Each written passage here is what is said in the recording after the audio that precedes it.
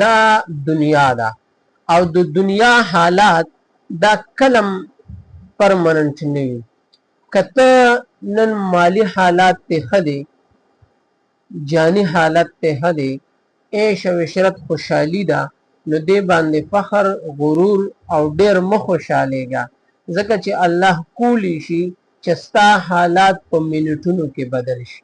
او که چرته ستا مالی حالت، جانی حالات ته خراب ته، تکلیفونو مصیبتونو کې ګیری، نو الله نه دعا غواړه. الله قادر دی چې په منټونو کې ستا حالت بدل شي. دنیا کې د حالاتو نه ویرا بنکی، بلکې د حالاتو بدلولو والا ذات سره به تعلق مضبوطه.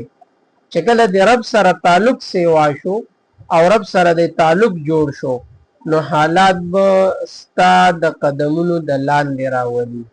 شکریہ.